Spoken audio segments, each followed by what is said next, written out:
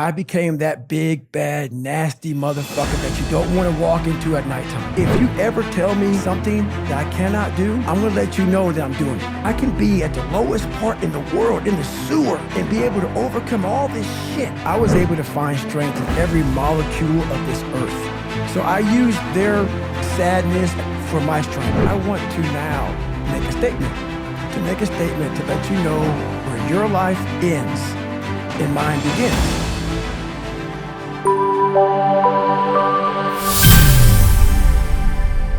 And we were talking about this on the way over, is we're living in this world where you don't want to upset anybody. You don't want to tell them no. You don't want to tell them they're not good enough. You don't want to hurt them.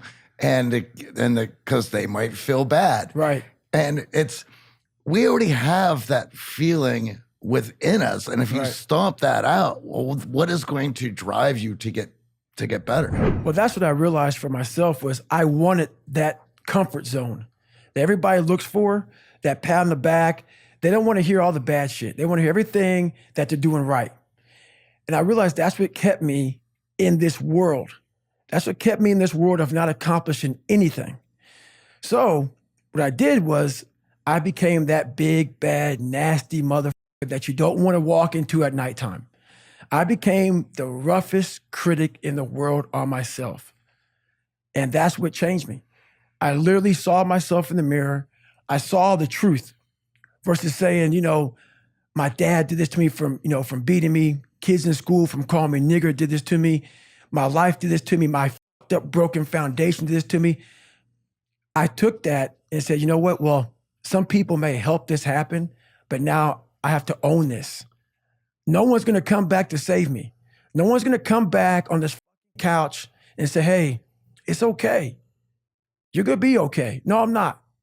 I'm not going to be okay. I had to realize I had to take a stand. I had to make a real stand. And it was painful to look at who I was, what the world and myself created. It created a very lonely, depressed, insecure man that would do anything just to have a friend. And I saw that as very pathetic. When you look at the truth, it becomes very ugly and pathetic. So you lose the weight, you show back up at the recruiter's office. Right. He's got to be surprised all hell. Did he even recognize you? Well, what happened was, in the real story, how that happens is I would call this guy up at almost every night about 10:30, 11 o'clock at night and give him an update. Wow. I said, hey, man, I've lost 25 pounds. Because no one knew what I was doing. Yeah. I had to have some. So I'm really good at creating an enemy. I'm really good at creating something that I'm against. And I'm also good at, if you ever tell me something that I cannot do, I'm going to let you know that I'm doing it.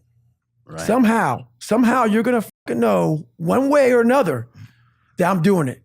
It may not be like in your face. I may make sure that I run across the daggone world. So then it's on the news and you turn the news on and say, how the hell did he do that? I want to do something that I'm here. I'm here.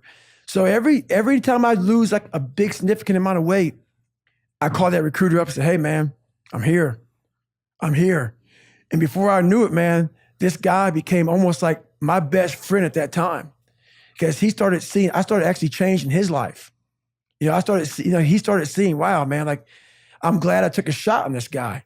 Right. And not only did I lose weight, I had to go back and take the ASVAB test again. It's like a watered down SAT a couple more times just to get into Navy SEAL. So it was a big process. So that 3 months was packed full of like failures, depression, even more. But what I found out in that whole 3 months, I lived a lifetime.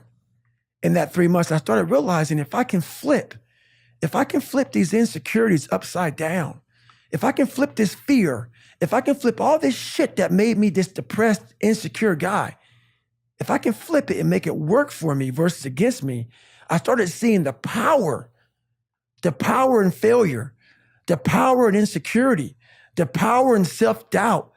Because I looked at everybody, it may not be true, but that's how I looked at everybody as being way above me.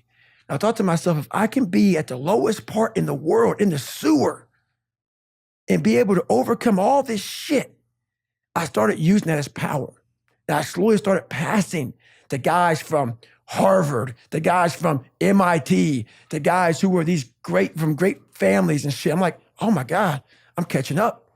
I'm catching up. I had nothing. So I started flipping it and using this power. And I feel like we've definitely interviewed a lot of successful people, and almost all of them have this chip on their shoulder. Right. That they develop from that bully in school, that one moment, that one criticism that says you can't. Here you are doing all of this just to sign up for then Hell Week. Right. Right. Which is one of the most difficult weeks on the planet to begin with. Right. And you had to go through all of this. And obviously, whenever you're training, there are good days and bad days. Right. And Johnny and I were laughing about this. Obviously, half marathon, nowhere near ultra marathon, but you're tracking, right? You're looking at your time, you're looking at your splits, you're trying to do better. And some days you just don't have it. Right. And I feel like in those moments where you don't have it, you know you don't have it, Right. how do you flip that switch to get that extra ounce of energy? Because once I know that pilot light is lit and that water's boiling, well, then you feel like you can take on everything. Right. But a lot of us are feeling our pilot light flicker and that self-doubt creep back in, even though we're challenging ourselves. Well, there's something that I invented a long time ago. And when you have nothing to draw from, I was able to find strength in every molecule of this earth. I'm able to be in a room with nothing, with no motivation, no inspiration, nothing, and find it. So what I did in those situations was I invented this thing called taking souls. When everybody's all fucked up and you're exhausted and you're weak and you're tired and you're looking around and everybody looks as bad as you or even worse, I'm like, you know what? I want to now make a statement.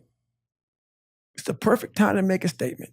To make a statement to let you know where your life ends and mine begins. And so the statement there is I muster up every bit of strength from their looks on their faces and how they feel and how I'm going to now, from my childhood, where I came from, how I was the bottom of the barrel, I'm now amongst all these uncommon people. I'm now going to now make you feel like you're common. So I used their sadness, their weakness, their parts of their life where, God, this sucks. I'm like all poopy pants and messed up. I use that for my strength. And I have this moment of like, let's say we're in the sand, we're running or whatever. I will do a surge. I will do something when everybody's like, how the fuck is he doing this? And from that look on their face, that feeling of, God, man, this guy must be something special. It then surges me further and faster and harder for a long time.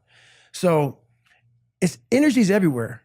But the thing is, it's so loud, that voice in your head of pain and suffering and discomfort and I don't want to do this is so loud that you're unable to really calm it down and say, okay, there's something here. It's a patient calm that you have to bring yourself to say, I know I have something here, but that voice is so powerful that it just wants you just to, let's leave. Right. We're done. We're done. It spazzes you out and you want to go versus saying, let's take a second. Hang on. Before we spaz the fuck out, hang on. And in that moment, you can think clearly and find that strength out there for you. David Goggins discusses the societal tendency to avoid upsetting people and the detrimental effects of this on personal growth. He shares his own journey, explaining that seeking comfort and validation kept him from achieving anything significant. To overcome this, Goggins became his harshest critic, confronting his own shortcomings and refusing to blame others for his circumstances. Goggins describes a transformative moment when he looked in the mirror and decided to take responsibility for his life, despite the pain of facing the truth about himself. This led to a period of intense self-improvement, where he lost weight and regularly updated his Navy recruiter on his progress. Goggins highlights his ability to create motivation by framing obstacles as challenges to overcome. Throughout the 3 months of preparation for the Navy SEALs, Goggins faced numerous failures and bouts of depression, but learned to use his insecurities, fears, and self-doubts as sources of strength.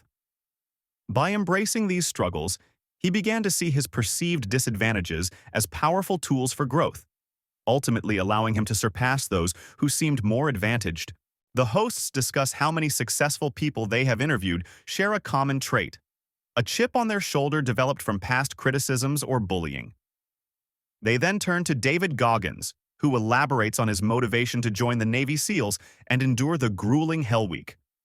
Despite the ups and downs in training, Goggins explains how he manages to push through challenging moments.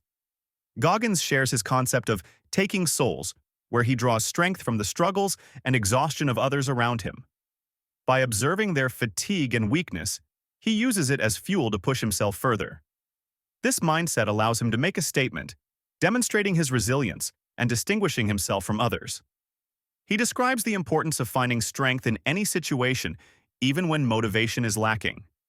The key, according to Goggins, is to calm the loud, negative voice in one's head that demands to give up.